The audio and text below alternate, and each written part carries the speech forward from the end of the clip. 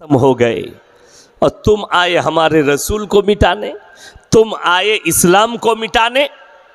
যারা স্বপ্ন দেখছে কোরআনকে মিটিয়ে দেব, বড় কষ্ট লাগে, দুঃখ লাগছে।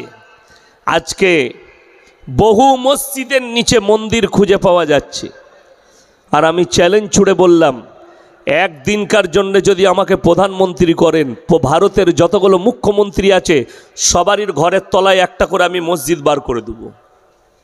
চ্যালেঞ্জ এটা। আমাকে 24 ঘন্টার জন্য ভারতের প্রধানমন্ত্রী করুক, আমি 24 ঘন্টার ভেতরে ভারতের যতগুলো রাজ্যের মুখ্যমন্ত্রী আছে প্রত্যেক জনার বাড়ির তলায় একটা করে মসজিদ বার করে দেবো সার্ভে করে। কেন?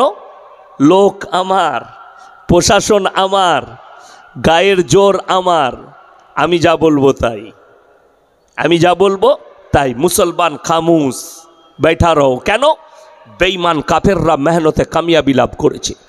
আজকে পৃথিবীতে 250 কোটি মুসলমান, 47টা মুসলিম রাষ্ট্র আছে, সবারই কাছে সামরিক বাহিনী আছে।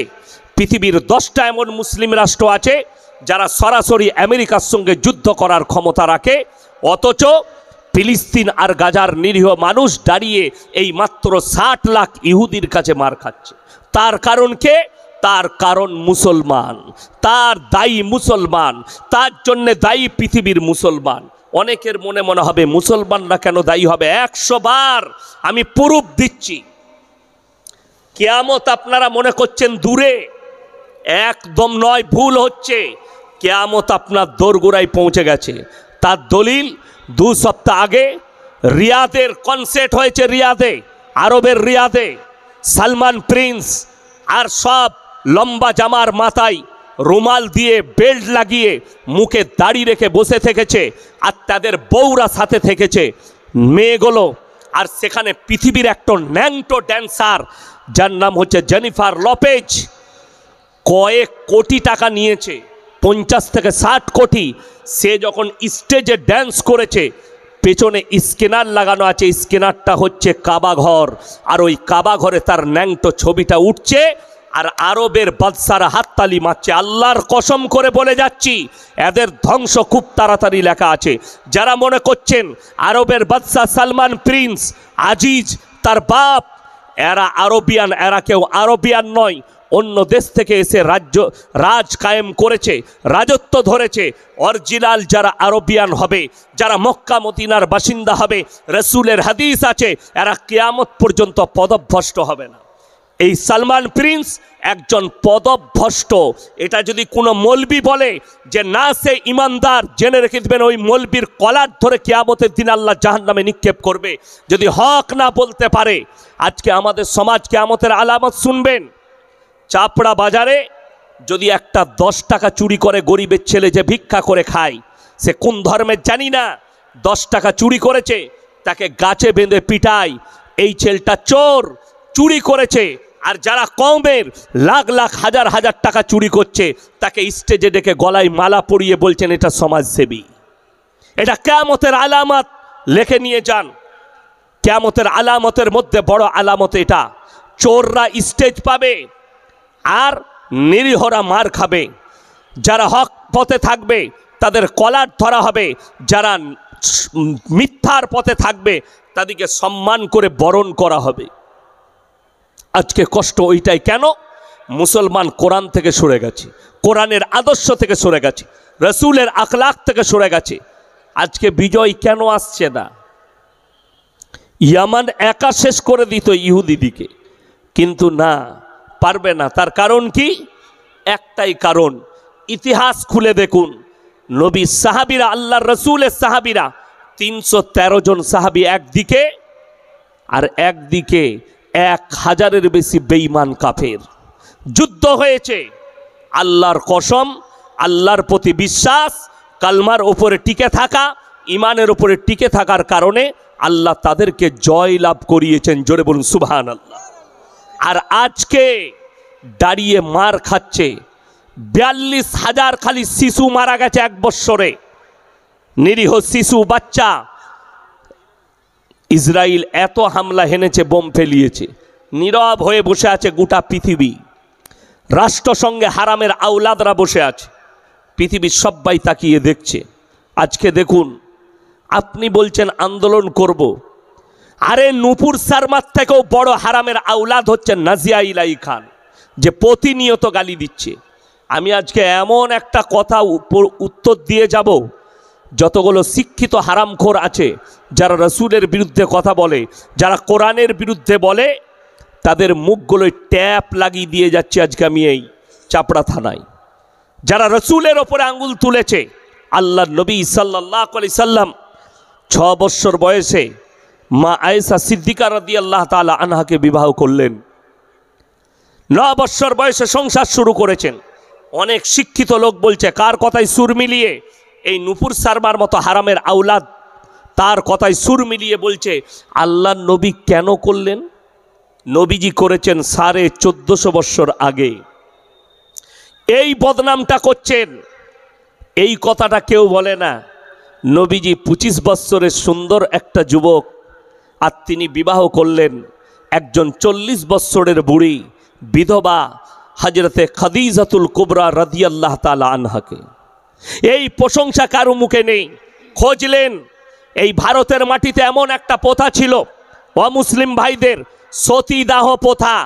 মানুষ মারা গেলে, স্বামী মারা গেলে সেই চিতার ওপরে জ্যান্ত অবস্থায় স্ত্রীকে জ্বালানো হতো। বন্ধ করেছে রাজা রামমোহন রায়।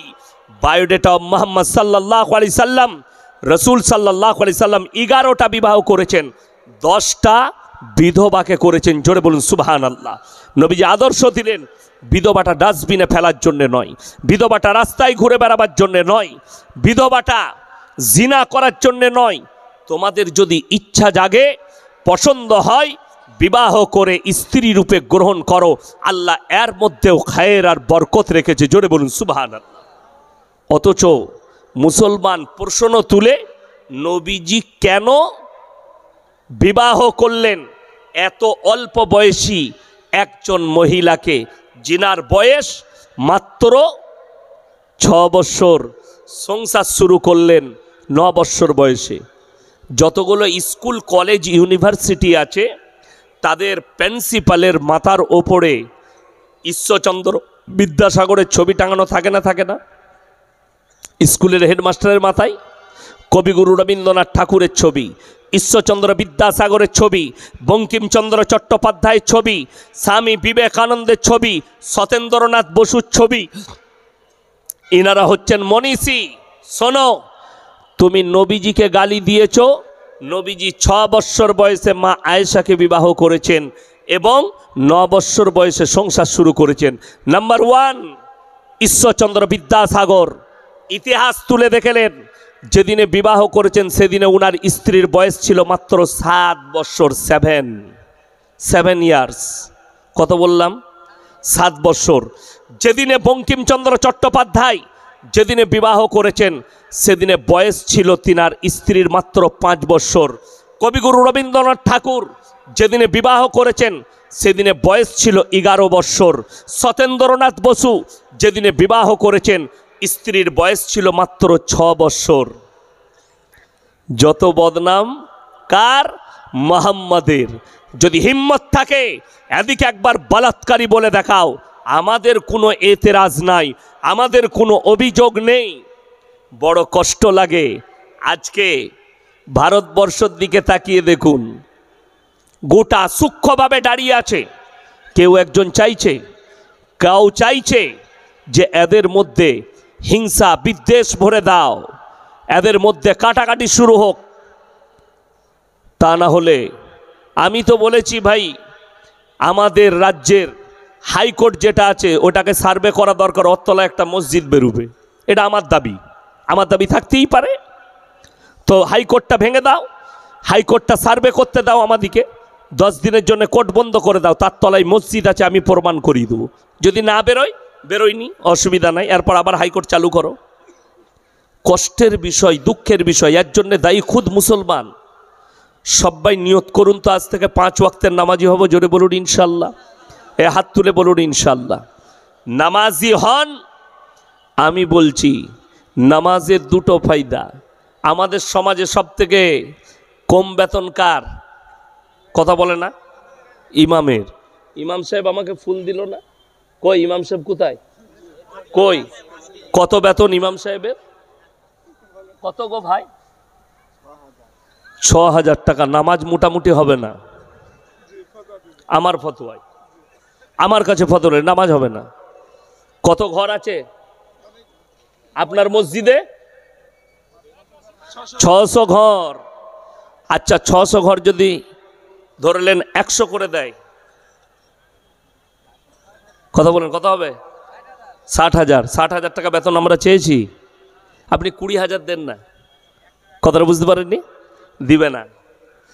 ৬,০০০ বেতন। আচ্ছা ইমানদারির সঙ্গে এরপর আমি বাঁশগুলো দিই, শুরু করুন, বাঁশ নিতে শুরু করে দেন। ইমামের বেতন ৬,০০০। আমার আব্বাজির মাদ্রাসার শিক্ষক আমি, আমার বেতন ১১,০০০। আপনার বেতন কত? ৮,০০০।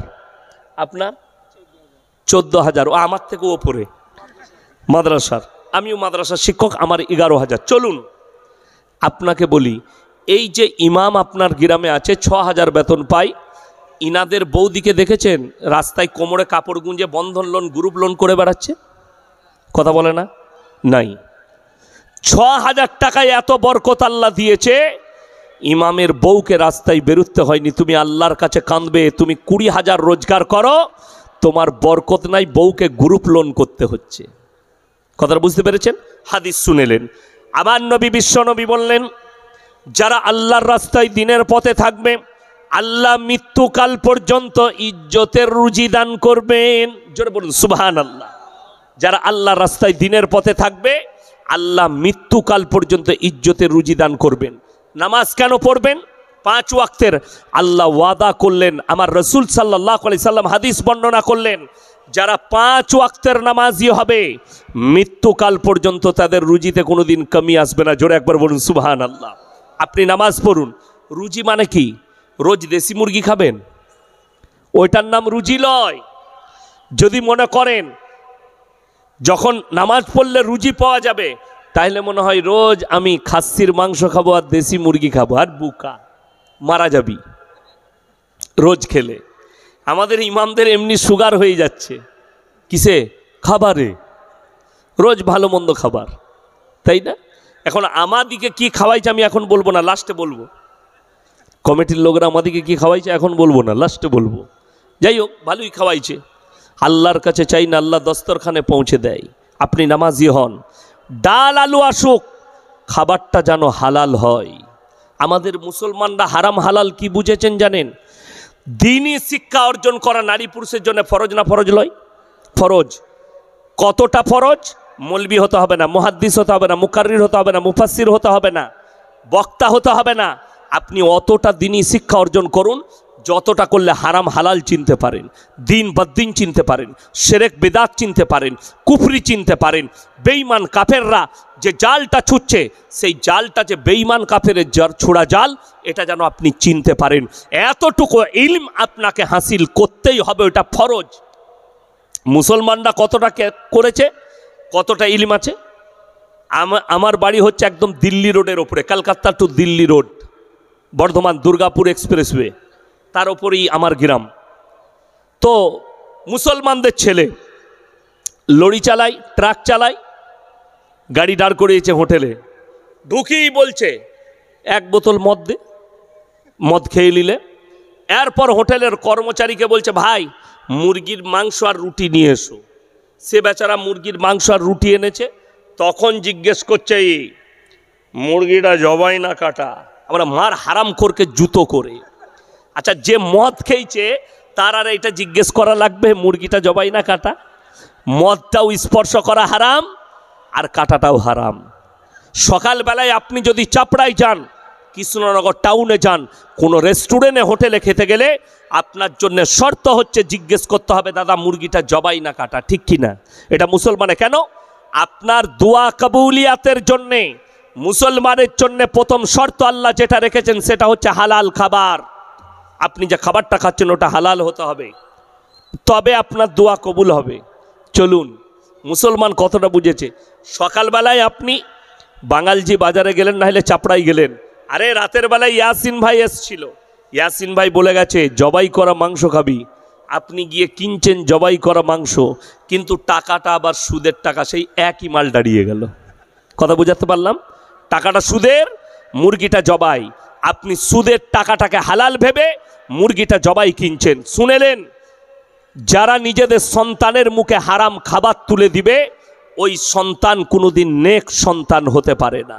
এটা লিখেলেন, কাগজ থাকে তা। হালাল খাবার খান, সবজি হোক, ডাল ভাত হোক, খাবারটা যেন হালাল হয়। 5 ওয়াক্তের নামাজ পড়ুন, আল্লাহ যে খাবারটা দিবে। আপনি কি মনে করছেন কলকাতায় বড় লোক নেই? কোটিপতি, কয়েক কোটি টাকার মালিক, দিনে 50 লাখ টাকার ব্যবসা করে, কিন্তু রাতের বেলায় 2টোর সময় বাড়ি ঢুকে মদ খেয়ে, বউ শুয়ে আছে কুকুরের সাথে, আর ও রাতের বেলায় মদ খেয়ে এসে প্যান্টটা খুলে দিলে আন্ডার প্যান্ট পরে সুপার উপরে। সুখী না দুঃখী? দুঃখী। বউ কুকুরের সাথে, ও সুপার উপরে। আর আপনি এশার নামাজ পড়ে বিবির সাথে দস্তরখানে ডাল আর আলু সানা দিয়ে ভাত খেয়ে বিবির গলায় ফজর পর্যন্ত হাত রেখে ঘুমাতে পেরেছেন। সিজদায় পড়ে কাঁদুন, আল্লাহ তুমি আমাকে সুখী করেছ, আল্লাহ শুকর আদায় করুন। পয়সা থাকলে সুখী হয় কে বলল আপনাকে? পয়সা থাকলে খেতে পাই কে বলল আপনাকে? যাদের মনে হচ্ছে যার টাকা আছে সে সুখী, যার টাকা আছে সেই একমাত্র ভালো আছে, তাদেরকে বলবো সকালবেলায় কৃষ্ণনগরে ট্রেন ধরুন, কলকাতা চলে যান। প্রেসিডেন্টি জেলে গিয়ে পার্থবাবুকে জিজ্ঞেস করুন, স্যার টাকায় কত আরাম, উনি বলে দিবেন। গার্লফ্রেন্ডের ঘর থেকে 250 কোটি টাকা বেরিয়েছে, পুরা রুটি আর ডাল ভাত খেতে হচ্ছে। আর আল্লাহর কৃপায় আপনি এশার নামাজ পড়ে বিবির দস্তরখানে শাক ভাত খান, জানবেন ঘুমটা ভালো হবে, টাকাটা হালাল। আপনি বসে চাপড়ায় 3 বস্তা আলু বিক্রি করুন, 3 পাঁচে 1500 টাকা লাভ হয়েছে, নাইলে 3 দুগুণে 600 টাকা লাভ। আল্লাহর কসম টাকাটা হালাল, পয়সাটা হালাল, সেই টাকায় যা খাবেন সেটাই হালাল। আল্লাহর কাছে দোয়া করবেন, দোয়া কবুল হবে। মৃত্যুকাল পর্যন্ত হালাল রুজিটা মেটার করছে, ভালো মন্দ খাবার নয়। খাবার হচ্ছে হালাল খাবার হতে হবে, খাবারটা হালাল, বস্তুটা হালাল, টাকাটা হালাল, প্লেটটা হালাল।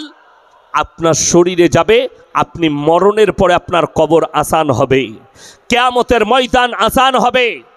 আল্লাহর কসম মুসলমান জানেই না, এরা মনেই রাখে না আমার বাপ দাদু চলে যাচ্ছে, আমার চোখের সামনে আমার সব পরিবার চলে যাচ্ছে, আমাকেও একদিন মৃত্যুবরণ করে কবরে যেতে হবে।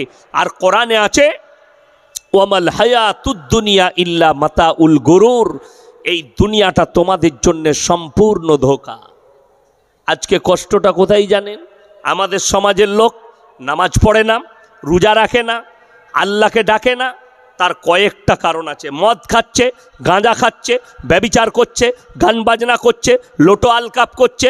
তার কারণ একটাই, আজ থেকে 12 বছর আগে বেথুয়ার কাছে একটা গ্রামে আমি বাউল বুস্টুমদের বিরুদ্ধে বলেছিলাম, আমার গাড়ির লুকিং গ্লাস ভেঙেছিল। খালি বলার কারণে, গান বাজনার বিরুদ্ধে বলার কারণে। কারা? কোনো অমুসলিম নয়, মুসলিমরা আমার গাড়ির শিফট গাড়ির লুকিং গ্লাস ভেঙে দিয়েছিল। কেন বললে?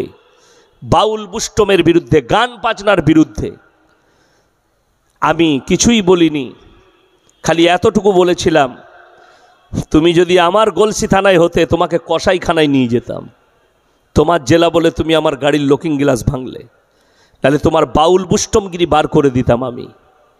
আজকে মুসলমান ভরসা করেছে আমি যতই বড় পাপ করি, যতগুলো পাপের সাগরে ডুবে থাকি, মরে যাব, আমার পরিবার মৌলবিদিকে ডেকে নিয়ে এসে মিলাদ পড়াবে, আমার কবর জিয়ারত করবে। আরে দুঃখ লাগে, বাপ মরে গেলে মৌলবি হায়ার করতে হচ্ছে, কবর জিয়ারত করতে জানে না যে বাপের কবরটা কিভাবে জিয়ারত করতে হয়। শুনেলেন, ওই বাপ ভাগ্যবান যে মরে যাওয়ার আগে একটা নেক সন্তান তৈরি করে গেছে। এই আলেমদের বাপরা ভাগ্যবান। আপনার ছেলে যদি নামাজি হয়, তাহাজ্জুদ গুজার হয়, ইসলামের চর্চা থাকে, সেই বাপ হচ্ছে ভাগ্যবান।